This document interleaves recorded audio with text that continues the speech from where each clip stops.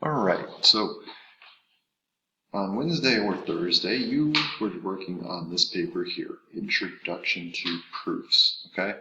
Some of you probably are thinking, what does this have to do with proofs? So, basically, what I was doing with question number 1 here was I was using these set of rules to go from a given statement, something that was already given that I can start from, and trying to get to something that I needed to prove. So I needed to use a set of rules to get from a given statement to something I need to prove. Now, in this case, it was a simple set of just 3 rules. However, when we're doing proofs in geometry, we have a far larger pool of rules to work with. Now, with your time that you've taken in algebra and here in geometry, you've actually worked with quite a few of these rules. I've made a list of them here. I'm going to be sharing them on the Google Classroom for you, so you'll be able to access this whenever. But basically, here's quite a few reasons for proofs, or what I would refer to as rules that we use. These ones that I've highlighted here, these are called properties of equality. You probably use these all the time in algebra when you're adding or subtracting from both sides of an equation. That's what mainly most of these are. Adding on both sides of the equation, subtracting, multiplying, dividing. And then we get into some of the specialty things, like reflexive, which means that something is equal to itself. Commutative, which means that I can put something on either side of the equal sign without it being different. Okay?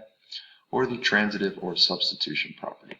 Basically, I can take an equivalent statement and put it into the equation as long as I substitute it correctly. So if A equals B and B equals C, then A equals C, because I can substitute A for B here in this second equation. All right? And then the only other additional one I put in here was one that we've seen before in our IXL, the segment addition postulate. That's basically if we have a large segment with a line with a point in the middle, we can take that given picture and we can create an equation of, in this case, AB plus BC equals AC. The two small parts together can add up to equal the large part. Okay? Now, when we actually construct a proof, we're going to use these rules in what we call our reason statement. Okay? So over here, you'll see we have our reasons, and over here we have our statements. Our statements are basically going to be us doing algebra or taking different pieces, okay? Over here, I've rewritten the thing, so I can do a little algebra over here, and then I can just write down my answers over here, okay? Normally in a proof, we're not going to put a line down the middle of the equal sign and all that stuff. So I always recommend having an extra sheet of paper so you can do a little algebra over there, okay? So before I even fill out my proof, I'm going to go over here and see what I'm doing each time I solve, okay? So I'll draw my line down my equal sign. And like I said, I always like to move my smaller variable first. In this case, my smaller variable is my negative 20. So I'm actually going to move that first. Okay? Over here, I'm going to put what I did. I added. Plus 7 equals 12. So over here, these canceled out because I made them opposite. Over here, they joined together, made me 35y. Okay? And now I'm going to take my numbers and get them to the other side. Minus 7, because it's positive, minus 7. Okay, I subtracted here. 35y equals 5. Okay? And then finally, what I'm going to do is I'm going to divide.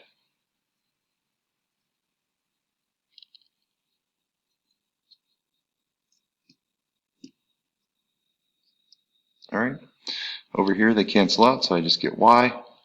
Over here I can simplify that to 1 over 7. Both of those are divisible by 5. Okay, so I have my general construction of my algebra here. I found my answer, and what's good is what I was trying to prove was found simply by, getting my y's to one side and my numbers to the other, and then dividing. Okay? Just like how we solve any algebra problem. Now, when we actually construct our proof, what we're going to do is we're going to start with our given. Okay? All proofs will start with our given, so we're just going to write it exactly like it is up there.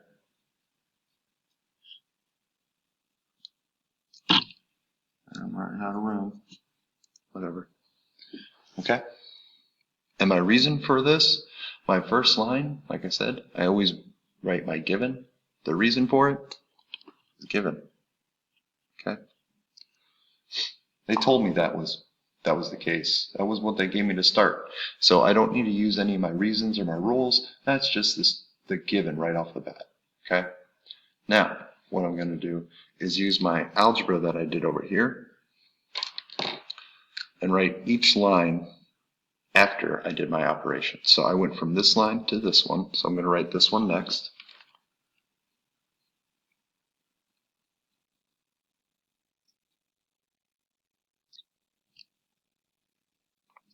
Okay? And how did I get there? To go from here to here, I added. So this would be the addition property of equality. That's my shorthand for addition property of equality. Add prop of equal sign. Okay? So we need to go to the next line. Just like in our introduction to proofs paper, we need to go one step at a time. Okay? You cannot just look at it and say, hey, I did algebra. All right? Here we're going to go from this line to this line and use our subtraction property here because we subtracted 7. So we went to 35y equals 5. And we got that because we did the subtraction property of equality. Okay? Finally,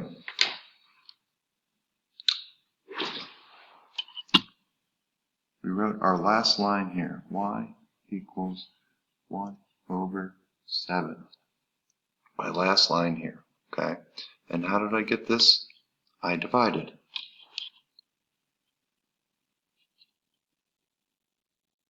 Now, a lot of people, since given starts us off, and the word given is there, they like to write the last line and write prove next to that. That's not the case, okay? You need to tell us how you got to there.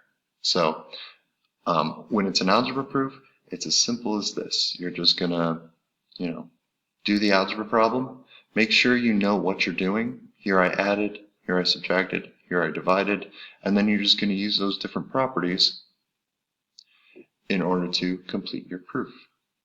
Okay? Now, let's see what it looks like if we have something where we have to involve the segment addition postulate. Okay, so here we have another proof. We have our drawing here, okay? And we also have a given and what we need to prove. I did this a little differently. I'm going to write the proof over here, and I'm going to use my blank space down here to kind of construct my proof. Okay, I've already put in my given, AC equals AB plus AB, okay, and that was just given. Now, what we want to do here is we want to use our given and this picture to help us get to this point here, okay? So we know that AC equals AB plus AB from the given.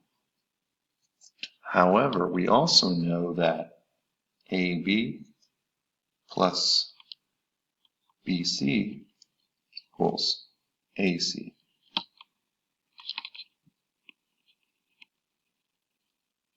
From the segment addition postulate. Okay, this is what we did in B5 in the IXL.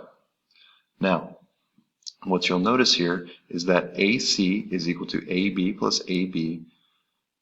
AC is also equal to AB plus BC. So what we can do is we can use that transitive or substitution property that says if A equals B and B, or I'm sorry, if A equals B and B equals C, then A equals C. So we can write, so let me write it in green. AB plus BC equals AB plus AB. Okay? So even though they're all letters and stuff, this is just adding, or this is just substitution.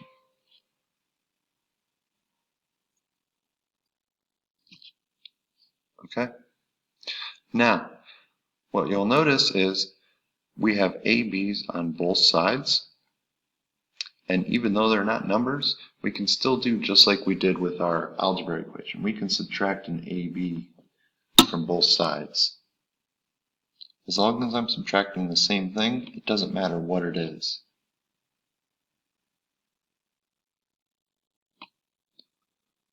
I'm sorry, I'm trying to prove that AB equals BC, not AC.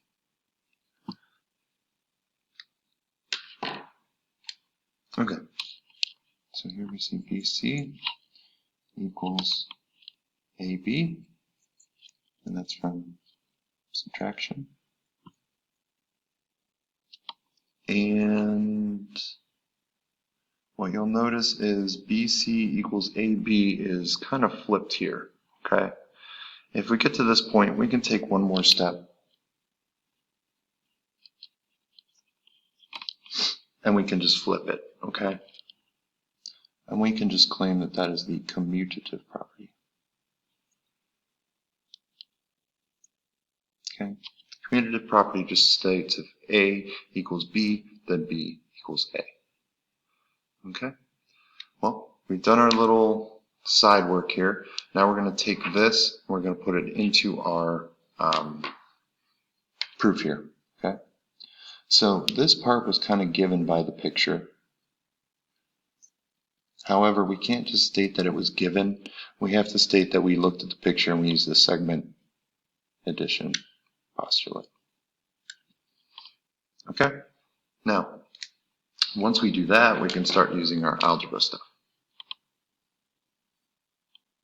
AB plus BC equals AB plus AB.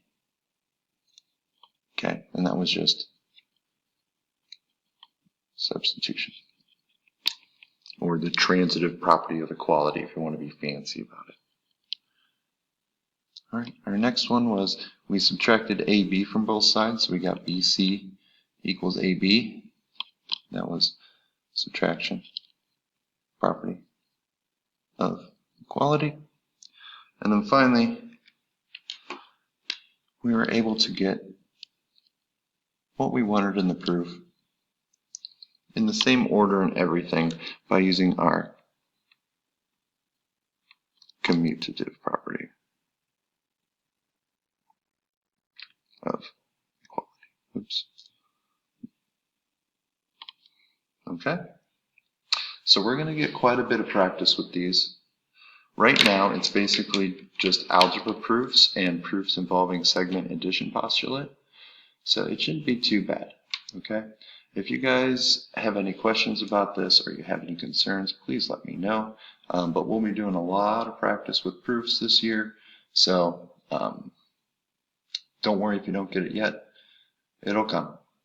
All right? You all have a good weekend. Thanks.